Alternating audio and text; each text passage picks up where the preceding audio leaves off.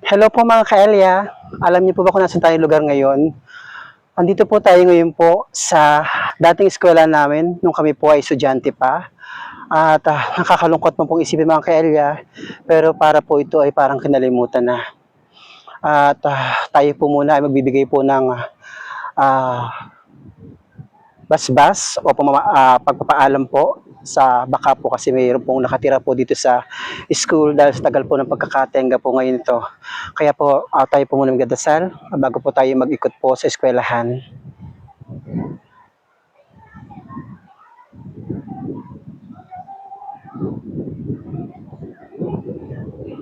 Panginoon, basbas po. Sa lahat po, kung mayroon po nakatira dito ngayon, ay humihingi po ako ng paumanhin. Gusto ko lang po i-picture sa aking video ang aming eskwelahan nung kami nag-aaral pa po taong 1996-1997. Sa ngayon po mga kaelya, ito po ang itsura ngayon ng Talim Island Academy, short for TIA. Tayo po ngayon nasa loob po ng eskwelahan ng TIA, ganap na alas 6:09 po ng hapon. At kung niyo po makikita mga kaelya ay ibang-iba po sa nakasanayan at nakasanayan at nakalakan naming eskwelahan. Halika pa mga kaelya, pakita ko po sa inyo ang buong paligid po ng paralan ng Talim Island Academy. Po, Nay. Yan po mga kaelya, yung po makikita po ay ito po yung aming ito po ang pinakang flag ceremony mga kaelya. Diyan po nakalagay po ang pinakang watawat namin nung araw. Nung kami pinag-aaral taon 1996, 1997, kami pag-graduate dito. Yung pagkakatanda ko po. At ito po, dati po, wala pa po ito na, hindi pa po ganito, dati kalaki po ang puno. At tayo po, iginagalang po natin mga puno po dito dahil po alam po natin sa ating mga sarili.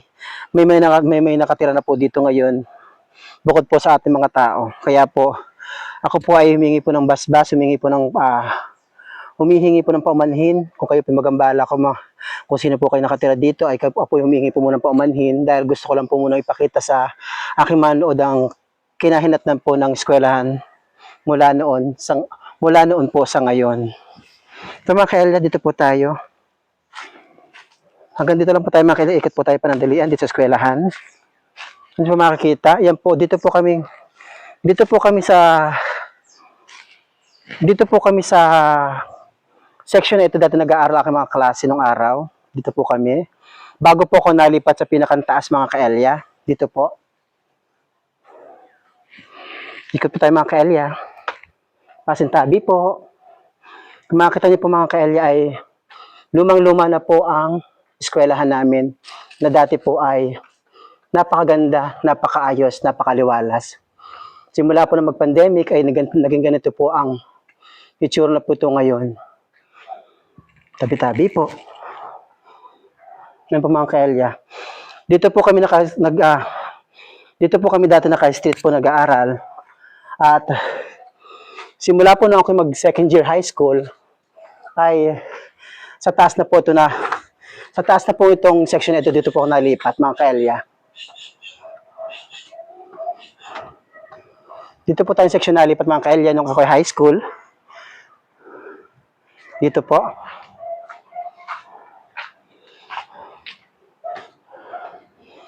Yung mga kaelya. Kung makikita nyo po,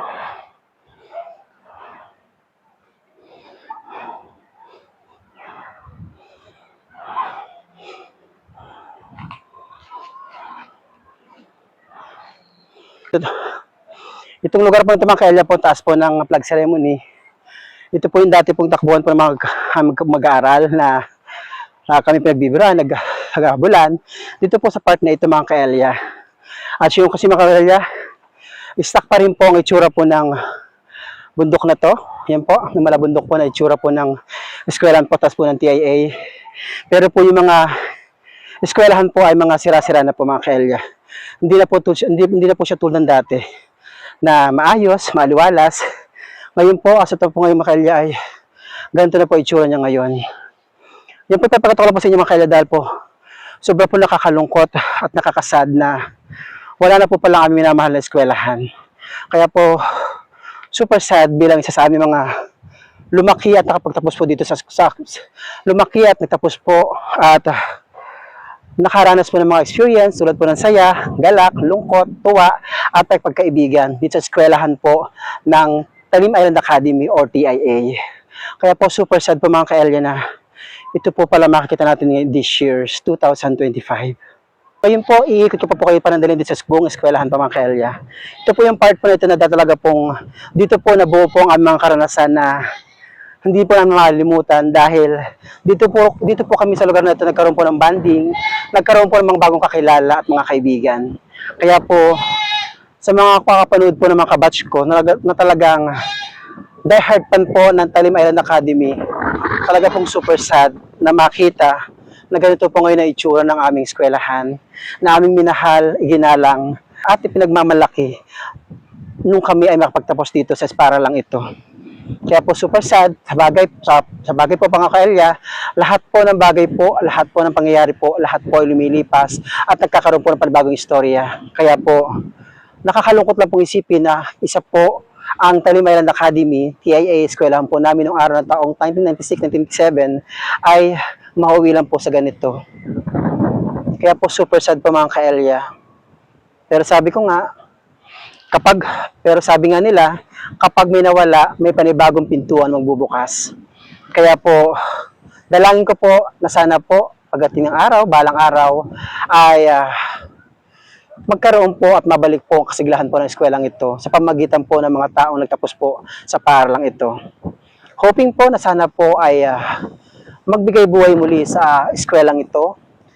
Kahit man lang gawin man lang siyang tourist spot, kahit man lang gawin siyang tourist spot o pasyalan, basta po mabuhay man lang ang lugar na tulad nito ay malaking bagay na po sa amin bilang nagtapos po sa paaralang ng Talim Island Academy o short for TIA. Tulad po ng daan ito mga ka-Elia, dati po yung mga ka-Elia po ay punong-puno ng pader. Ayan po, makita niyo po. Oh. Ayan po, dati po itong eskwela ng buong palibot po itong pader. Tapos sa kabila po itong side mga ka-Elia ay napakaliwalas po at napakaayos po ng napakaliwalas po ng paligid dito nung araw nung kami po yung nag-aaral dito sa paaralang ito at talaga pong buhay na buhay at napakaayos po at kitang-kitang po ang ganda ng paligid na kung tawagin po namin po nung araw ay batibot. Pero po ngayon, ang pinakang-itsura po ngayon ng matatawag ng batibot na amin po pinaglalaro ng araw ay na po ang itsura ngayon. Dati po, napakasigla at napakaayos po ng pamumuhay at pamayanan po at pag-aaral po dito sa eskwela nito. Ngayon po, ganito po itsura, simula po nang nagdaan po ang pandemic, ay unti-unti na pong kinalimutan po ang eskwelang ito. Hindi po siya nalilimot sa ating puso't isipan, pero alam niyo naman ang panahon ngayon ay nagbabago at sumisibol ang panibagong mga kaganapan. Kaya po talaga pong ako po bilang isa pong nagtapos po sa paaralang ng TIA po ay sobrang nalulungkot at sobrang nasasad, nalulungkot dahil sinapit po ng aming pinakamamahal na eskwelahan ang mga ganitong pangyayari mga ka-Elia. Kaya po sa mga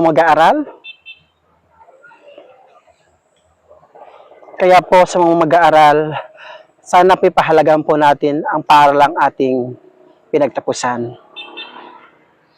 Yan lang po mga ka-Elia at maraming salamat po. Update po ito sa ating paaralang Talim Island Academy. Bye-bye po.